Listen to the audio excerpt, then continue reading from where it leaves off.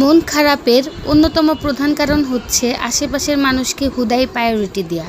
মানুষের কাজই হচ্ছে কথা শোনানো।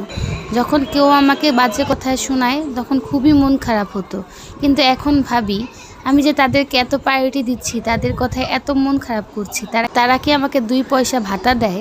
এর অ্যান্সার হচ্ছে 99.9% না। তাহলে আমি কেন তাদের কথায় মন খারাপ করব? যে লোক আমার জীবনে 2 টাকা সমপরিমাণ গুরুত্ব বহন করে না, তাকে কেন আমি আমার জীবনের কোটি টাকার মস্তিষ্ক দিয়ে দিচ্ছি? নো।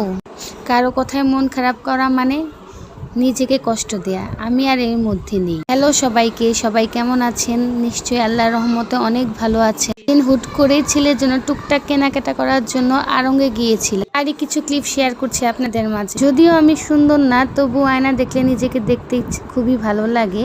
এটা কি সবার ক্ষেত্রেই না শুধু আমার ক্ষেত্রেই যায়? শপিং মলের আয়নাগুলো মনে হয় একটু বেশিই সুন্দর হয়। আর বর আমাকে একটা বেলি ফুলের মালা গিফট করেছিল, আর এই পুরো ভিডিওতে এই মালার ঢং চলবেই।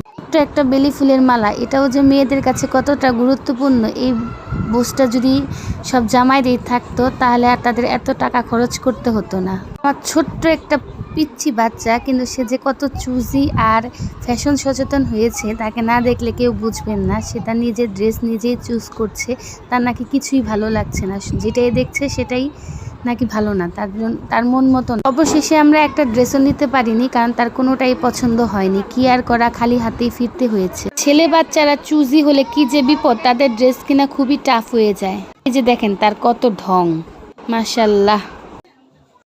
এই মিররটা দেখে যে আমার কি পছন্দ হয়েছে, এত সুন্দর আর ইউনিক মিরর এর আগে আমি কোথাও দেখিনি। ইস, কবে যে এটা আমার হবে। আসলে আড়ং ভালো লাগে এই ইউনিক জিনিসগুলোর জন্যই। সব জায়গায়ই আছে কম বেশি, কিন্তু আড়ংয়ের মতো ইউনিক জিনিস খুব কমই আছে। আমি মূলত আড়ং লাভার।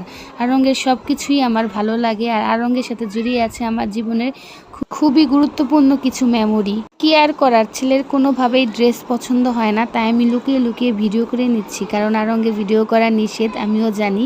তারপর যতটুকু পেরেছি লুকিয়ে লুকিয়ে করে নিয়েছি। আমার পুত্র ড্রেস পছন্দ হয়নি বলে বোর হয়ে গিয়েছে, তাই মন খারাপ করে বসেছিল। আমিও তার সাথে একটু ঢং করে নিচ্ছি। কোনো লাভ নাই মাম্মাম। আমার পাকনা বুড়া, সব জায়গায় তার কথা বলতে হবে। সে যে এত পাকা হয়েছে।